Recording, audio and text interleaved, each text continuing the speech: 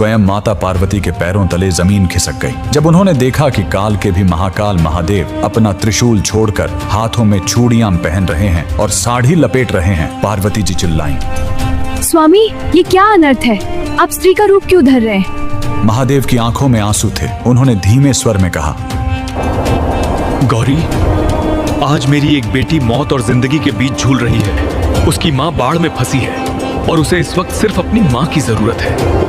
जी हाँ, महादेव एक औरत बनकर एक गर्भवती महिला की डिलीवरी कराने पहुंचे थे। आखिर वो भक्त कौन थी जिसने महादेव को दाई बनने पर मजबूर कर दिया? यह कहानी है दक्षिण भारत की रत्नावती नाम की एक परम शिव भक्त की। वह गर्भवती थी, समय निकट था। उसने अपनी माँ को बुलवाया था, लेकिन तभी कावेरी नदी में भयानक बाढ़ आ गई। उसकी माँ नदी के उस पार फंस गई। इधर रत्नावती को प्रसव पीड़ा शुरू हो गई। आधी रात, बिजली की कड़क, चारों तरफ सन्नाटा, घर में कोई नहीं। वो दर्द से तड़प रही थी और बस एक ही नाम पुकार रही थी, हे महादेव, हे मेरी माँ, मेरी रक्षा करो। कैलाश पर महादेव का आसन डोल गया। माँ पहुंच नहीं सकती थी, इसलिए महादेव ने स्वयं उसकी माँ का रूप धरा। अचानक रत्नावती के घर का दरवाजा धीरे से खुला। सामने उसकी माँ खड़ी थी। उस माँ ने रत्नावती का सिर अपनी गोद में रखा, उसे सहारा दिया, एक कुशल दाई की तरह उसके बच्चे का जन्म करवाया। पूरी रात महादेव एक औरत बनकर अपनी बेटी की सेवा करते रहे। उसे खाना खिलाया, लोरी गाकर सुलाया। सो जा मेरे लाल